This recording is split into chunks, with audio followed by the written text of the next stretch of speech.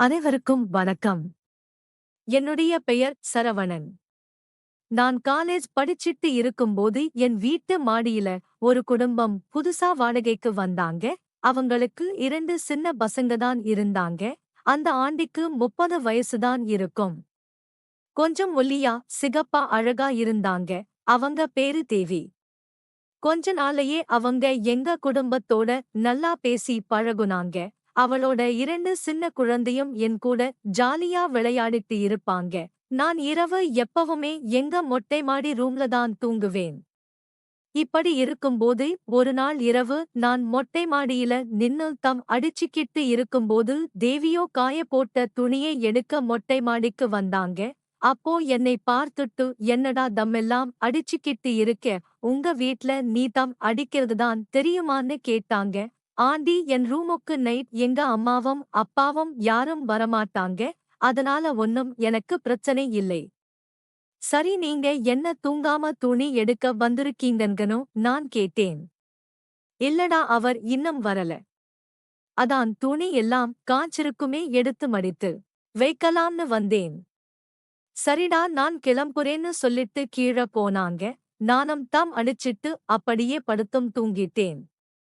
அதுக்கு அப்புறமா அவங்க தினமும் இரவு மாடிக்கு வர ஆரம்பிச்சாங்க. தினமும் என் கூட ஜாலியா நெருங்கி பழகினாங்க. நாட்கள் போக போக எங்களுக்குள்ள நெருக்கம் ரொம்ப அதிகமாச்சு.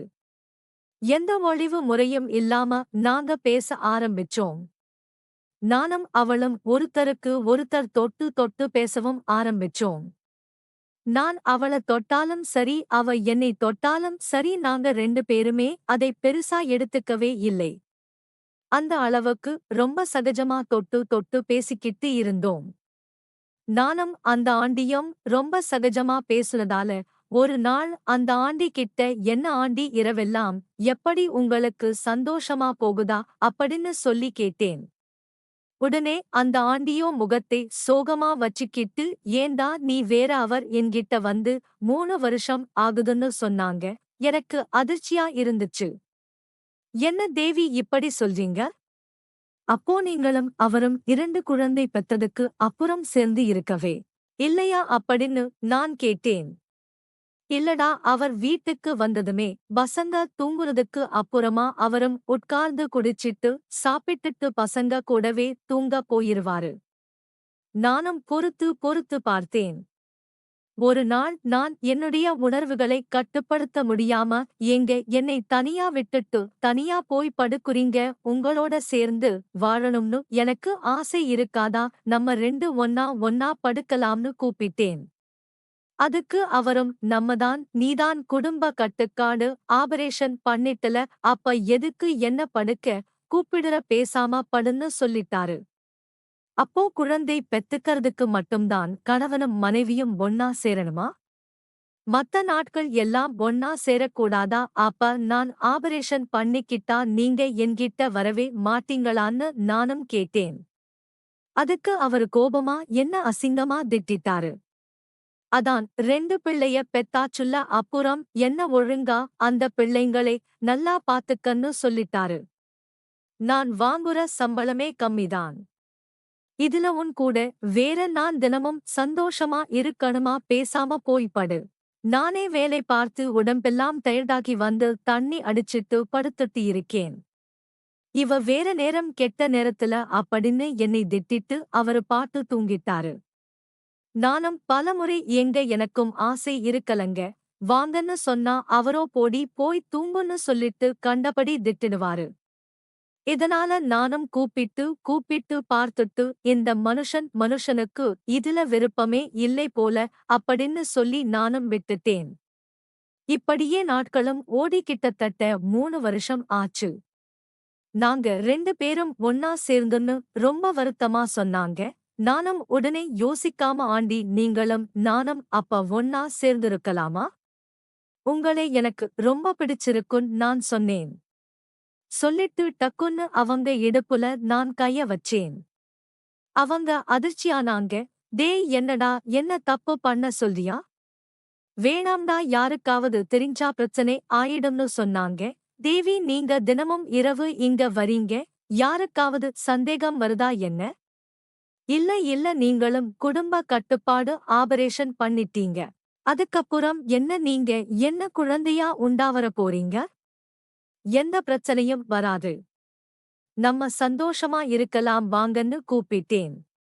இல்லடா எனக்கு இது சரிப்பட்டு வராது அப்படின்னு சொல்லிட்டாங்க. உடனே நான் ஆண்டி என் கூட நீங்க சந்தோஷமா இருங்க. உங்களுக்கு தேவையான சுகத்தையே நான் கொடுக்கிறேன். உங்களுக்கு பணம் தேவைப்பட்டா கூட அப்பப்ப என்னால முடிஞ்ச பணமும் கொடுக்கறேன் அப்படின்னு சொன்னேன். அதுக்கப்புறம் அவங்க சரி நான் யோசிச்சு சொல்றேன்னு சொல்லிட்டு அவங்க வீட்டுக்கு போயிட்டாங்க. நானும் சரின்னு சொல்லிட்டு நானும் என் ரூமுக்கு போய் நானும் படுத்து தூங்கிட்டேன். அவ போகும்போதே யோசிச்சு சொல்றேன்னு சொல்லிட்டு போனா பாத்தீங்களா, அப்பவே நான் முடிவு பண்ணிட்டேன் அவ மணங்கிட்டான்னு. சரி எப்படியும் கொஞ்ச நாள் நம்ம வழிக்கு வந்துருவான்னு நானும் வெயிட் பண்ண ஆரம்பிச்சேன். மறுநாள் காலையில நான் எந்திக்கிறதுக்கு முன்னாடியே விடிய காலையிலேயே என்னுடைய அம்மாவும் அப்பாவும் என் ரூம் கதவை தட்டுனாங்க.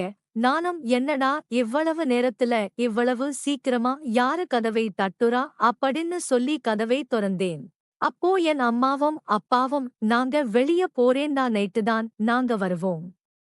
அதுவரைக்கும் நீ இங்க தனியா இருந்து வீட்டை பார்த்துக்கோ நான் தேவி கிட்டையும் சொல்லி இருக்கேன்.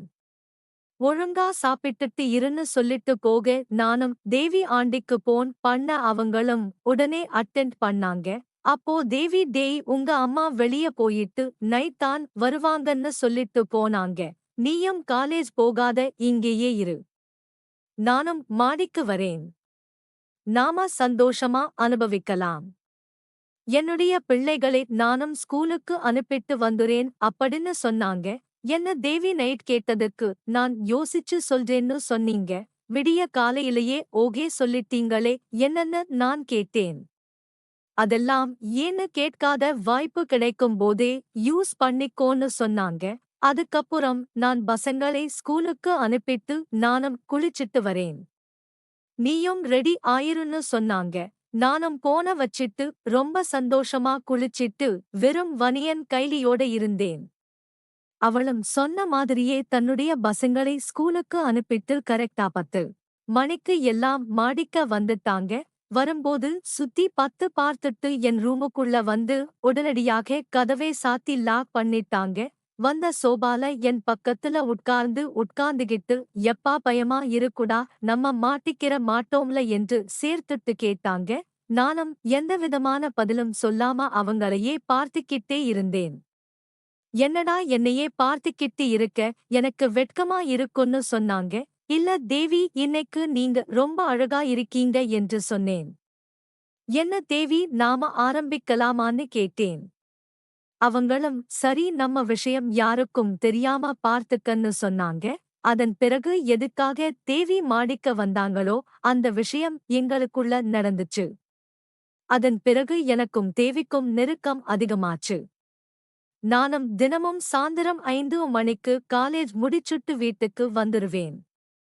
தேவியுடைய பசங்களும் ஸ்கூல்ல இருந்து வீட்டுக்கு வந்துருவாங்க. எங்களுக்குள்ள பழக்கம் ஏற்பட்டதால தேவி தன்னுடைய பசங்களை வெளியில போய் விளையாடுங்க அப்படின்னு சொல்லி அனுப்பிட்டு வீட்டையும் பூட்டிட்டு மாடிக்கு வந்துருவாங்க. மாடிக்கு வந்தவங்க என்னுடைய ரூமுக்கு வருவாங்க. என்னுடைய ரூமுக்கு என்னுடைய அம்மா அப்பா யாரும் வரமாட்டாங்கறதால தைரியமா நானும் அவளும் உல்லாசமாக இருக்க ஆரம்பிப்போம். தேவியுடைய கணவன் தினமும் நைட்ட லேட்டாதான் வருவாரு. அதனால தினமும் நாங்க இந்த வாய்ப்பை பயன்படுத்திக்கிட்டு உல்லாசமாக இருக்க ஆரம்பிச்சோம். தேவியும் தன்னுடைய 2 பசங்க கிட்டையும் ஸ்ட்ரிக்ட்டா சொல்லிட்டாங்க. நீங்க நாம அம்மா வந்து கூப்பிடுற வரைக்கும் தெருவுலதான் விளையாடணும். யாரும் வீட்டுக்கு வரக்கூடாது. அம்மா மொட்டை மாடிக்கு போய் துணியை எடுத்து மடிச்சிட்டு நிறைய வேலைகள் எல்லாம் இருக்கு.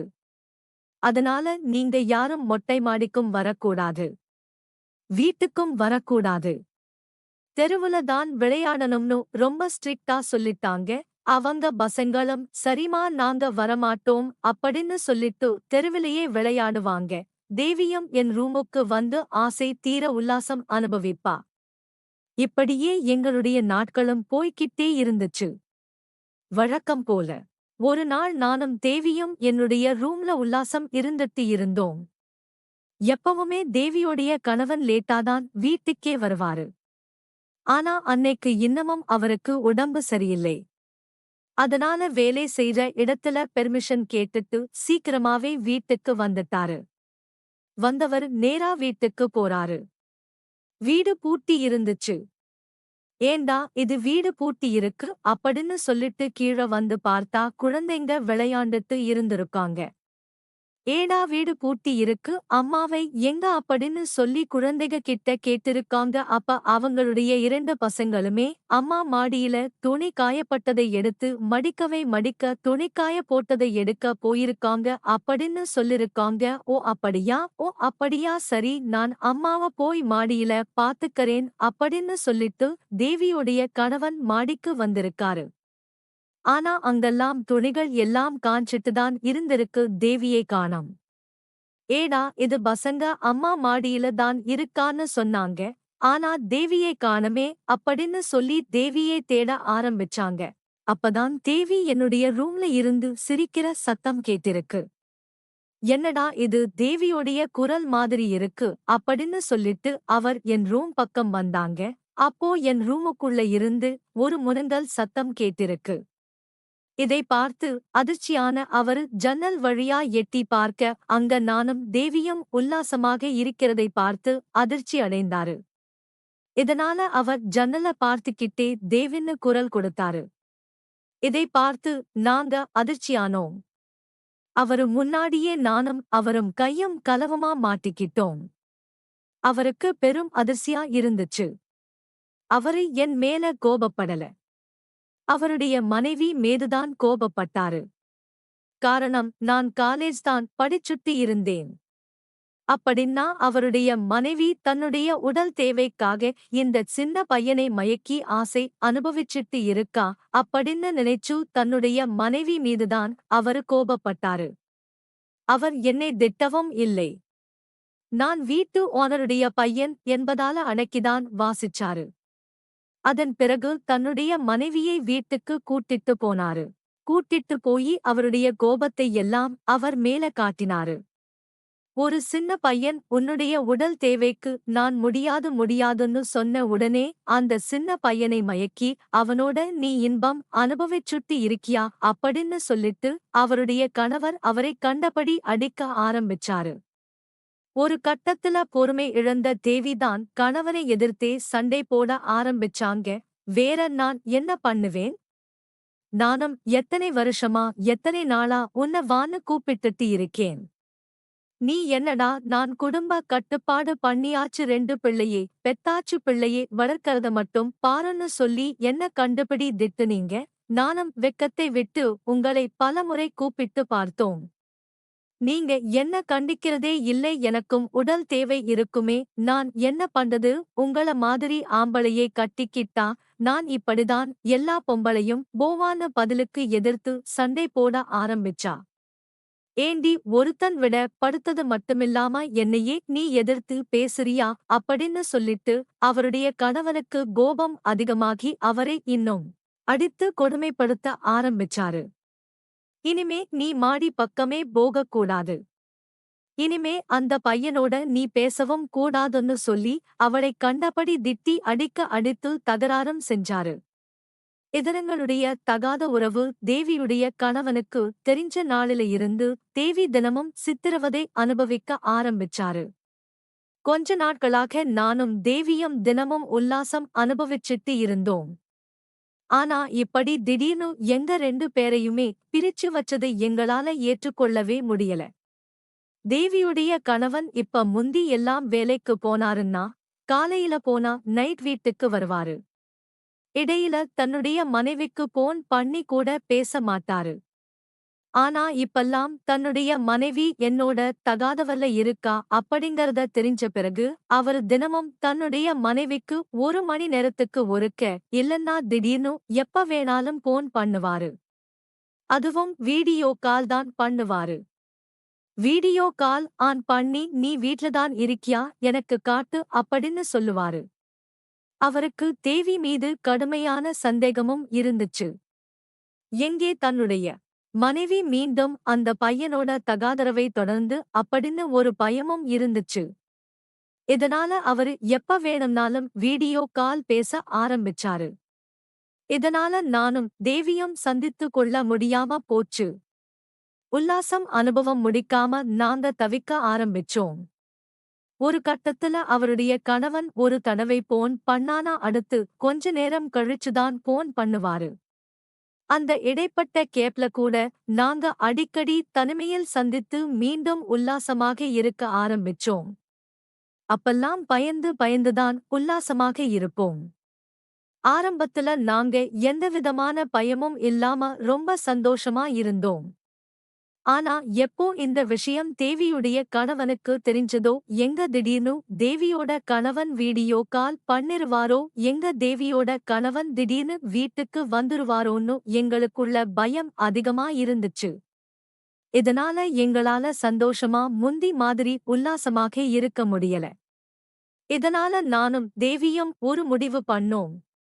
எங்குடைய தகாத உறவுக்கு இடையராக இருக்கக்கூடிய அவருடைய கணவனை கொலை செய்றதுதான் இதுக்கு ஒரே வழின்னு நாங்க முடிவு பண்ணோம்.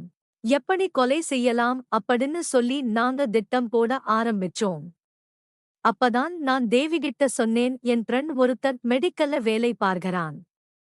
அவன்கிட்ட எப்படியாவது விஷவசியை வாங்கிட்டு வரேன். அதை வச்சு உன்னுடைய கணவனுக்கு போட்டு அவரை கொலை செஞ்சிரலாம் அப்படின்னு நான் சொன்னேன். கொலை செஞ்சா அவர் எப்படி இறந்தார் என்ன எதுன்னு கேட்பாங்களே, அதனால விஷவசி மட்டும் போட்டு கொள்ளக்கூடாது. வேற மாதிரி அவரு தற்கொலை செஞ்சுகிட்ட மாதிரி நம்ம செட்டப் பண்ணணும் அப்படின்னு சொன்னா. அப்ப வேணா ஒன்னு பண்றேன். என்னுடைய 2 நண்பர்களை நான் கூட்டிட்டு வரேன். உன்னுடைய கணவனை நைட் தூங்குன பிறகு அவர் எப்பவுமே மது போதையில தான தூங்குவாரு. அதனால அத நம்ம சாதகமா பயன்படுத்திக்கிட்டு அவரை கழுத்தை நிறுத்தி கொலை செஞ்சுட்டு வீட்டிலேயே அவரை தூக்க மாட்டு வச்சரலாம். மறுநாள் காலையில அவரு தற்கொலை பண்ணிக்கிட்டாருன்னு நீ நாடகம் மாடிரு அப்படின்னு நானும் சொன்னேன். இந்த பிளான்தான் கரெக்டா இருக்கும் அப்படின்னு சொல்லி நாங்களும் முடிவு பண்ணோம். அப்போ அதே மாதிரி என்னுடைய நண்பர்கள் 2 பேரை நேத்தே என்னுடைய ரூமுக்கு நான் வர வச்சிட்டேன். என்ன ரூம்ல தான் என்னுடைய நண்பர்கள் 2 பேரும் தங்கி இருந்தாங்க. எங்க திட்டத்தின்படியே நாங்க நைட்டு தேவியுடைய கணவனை கொலை செய்யணும்னு முடிவு பண்ணி இருந்தோம். அதேபோல தேவியுடைய கணவன் மது வடிச்சிட்டு மது குடிச்சிட்டு அவரு எப்போதும் போல படுத்து தூங்கிட்டாரு. அந்த சமயம் தேவி வந்து என் மாடிக்கு வந்து எங்களை அழைச்சிட்டு கீழ போனா. நாங்களும் தேவிக்கு பின்னாடியே போனோம். அப்ப நானும் என்னுடைய நண்பர்களும் தேவியும் 4 பேருமே சேர்ந்து அவருடைய கணவரை கழுத்தை நிதிச்சு துடிக்க துடிக்க கொலையும் செஞ்சோம். அந்த சமயத்துல அவர் எப்பவுமே மகன்களுக்கு பக்கத்துலதான் படுத்து தூங்குவாரு. அவரை நானும் என்னுடைய நண்பர்களும் சேர்ந்து கொலை செய்யும்போது, அவர் உயிருக்கு போராடும்போது அவருடைய கையால பக்கத்துல தூங்கிட்டு இருந்த அவருடைய சின்ன மகனை எழுப்பிட்டாரு. தூங்கிட்டு இருந்த அந்த பையன் முழிச்சு நாங்க அவரை கொலை செய்றதை பார்த்துட்டான். எங்களுக்கு இது அதிர்ச்சியா இருந்துச்சு. அப்ப நான் தேவிகிட்ட உங்க பையன் பார்த்துட்டானே என்ன பண்றது அப்படின்னு சொல்லி கேட்டேன். அப்ப இல்ல என் பையனே, எதுவும் செய்யாதீங்க, நான் என் பையனை மிரட்டி வைக்கிறேன். ஒரே நேரத்துல 2 பேர் இருந்தா டவுட் வந்துரும். அதனால என் பையனை இன்னைக்கு எதுவும் செய்ய வேண்டாம். என் பையன் என் கணவனை நான் தற்கொலை பண்ணிக்கிட்டேன்னு சொல்லி அவர வந்து இறுதி சடங்கா செஞ்சு இந்த விஷயத்தை நல்லபடியா முடிச்ச பிறகு என் பையனை ஏதாவது பண்ணிக்கலாம். ஆனா இப்போதைக்கு என் பையனை எதுவும் பண்ண வேண்டாம். அப்படி பண்ணா நம்மளால நாடகம் ஆட முடியாது. என் கணவன் வந்து தற்கொலை பண்ணிக்கிட்டான்னு நாடகம் ஆட முடியாது அப்படின்னு சொன்னான். எனக்கும் அதுதான் சரின்னு பட்டுச்சு. அதனால அந்த பையனை நாங்க உயிரோட விட்டுட்டோம். அதனால தேவியும் தன் பையனை கூப்பிட்டு அப்பாவை இந்த யாராவது ஏதாவது கேட்டா எதுவுமே சொல்லக்கூடாது. அமைதியா இருக்கணும். ஏதாவது சொன்னேன்னா அம்மா உனக்கு சூடு வச்சிருவேன் அப்படின்னு சொல்லி மிரட்டுனாங்க. அந்த பையனும் சரி நான் யாருக்கிட்டையும் சொல்ல மாட்டேன் அப்படின்னு சொல்லி அம்மா கிட்ட சத்தியமும் பண்ணிட்டான். அதனால நானும் அவங்களை விட்டுட்டோம். மறுநாள் நாங்க எங்க திட்டத்தின்படியே அவனை தூக்குல மாட்டிட்டு வீட்டுக்கும் வந்துட்டோம். என்னுடைய நண்பர்களையும் வீட்டுக்கு அனுப்பி வச்சிட்டேன். அதன் பிறகு மறுநாள் காலையில தேவி எங்களுடைய திட்டத்தின்படி அவருடைய கணவர் தற்கொலை செஞ்சுக்கிட்டார் அப்படின்னு சொல்லி நாடகம் ஆடினாங்க. உடனடியாக அவருடைய உறவினர்களுக்கு எல்லாம் தகவல் தெரிவிக்கப்பட்டுச்சு. உடனே எல்லாரும் வீட்டுக்கு வந்தாங்க. அப்பதான் இவன் ஏன் தற்கொலை பண்ணிக்கணும், அப்படி என்ன இவனுக்கு கஷ்டம் வேலையும் இருக்கு. ரெண்டுமே ஆம்பளை பசங்கதான். அந்த அளவுக்கு குடும்ப கஷ்டமும் எதுவும் இல்லை. என்ன அவனுக்கு இப்படி தற்கொலை பண்ற அளவுக்கு அவனுக்கு என்ன பிரச்சனை, அப்படி இப்படின்னு அரசியல் பரசலா பேச ஆரம்பிச்சாங்க. அப்பதான் அந்த கூட்டத்துல அந்த சிறுவன் இருக்கும்போதே அவங்களுடைய சொந்தக்காரங்க ஒருத்தங்க கிட்ட எங்க அப்பா தூக்குல எல்லாம் தூங்கல, அம்மாதான் கொலை பண்ணாங்க அப்படின்னு சொல்லிட்டான். இதை கேட்டு அவங்க அதிர்ச்சியானாங்க. என்னப்பா சொல்ற அப்படின்னு சொல்லி அந்த பையன்கிட்ட விசாரிக்கும்போது, ஆமா அம்மா நேத்து நைட்டு ஒரு மூணு பேரோட இருந்தாங்க. அவங்கதான் 3 பேரும் சேர்ந்துதான் எங்க அப்பாவை கழுத்தை மிதிச்சு கொலை பண்ணாங்க. அதுக்கப்புறம் எங்க அப்பாவை கம்பியில கயிறு கட்டி தூக்குல தொங்க விட்டுட்டு போயிட்டாங்க. அவங்க 3 பேரும் முகமுடி அணிஞ்சிருந்தாங்க. அதனால அவங்க யாருன்னு எனக்கு தெரியல அப்படின்னு சொல்லிட்டான். இதை கேட்ட உறவினர்கள் அதிர்ச்சியானாங்க. உடனடியாக இது குறித்து போலீசாருக்கும் தகவல் தெரிவிச்சாங்க. உடனடியாக போலீசாரும் சம்பவ இடத்திற்கு வந்து தேவியுடைய கணவரின் உடலையும் கைப்பற்றி பிரேத பஸ்னைக்காக அனுப்பி வச்சாங்க. அதன் பிறகு தேவியையும் காவல் நிலையக்கு அழைத்து சென்று விசாரணையும் செஞ்சாங்க. அந்த சிறுவன் கிட்டையும் போலீசார் துருவி தொழுவி விசாரணை செஞ்சாங்க. அப்ப அந்த சிறுவன் என் அம்மாதான் நேத்து அப்பாவை கழுத்து நெரிச்சி கொலை செஞ்சு கைத்துல தொங்க விட்டாங்க அப்படின்னு அந்த சின்ன குழந்தை மாதிரி சின்ன குழந்தை விஷயத்தையுமே சொல்லிட்டான். இதனால தேவிய மாட்டிக்கிட்டா.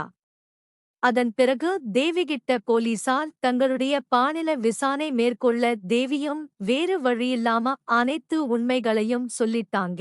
நான் என்னுடைய வீட்டு ஓனருடைய மகனோட தகாதவரல இருந்தேன்.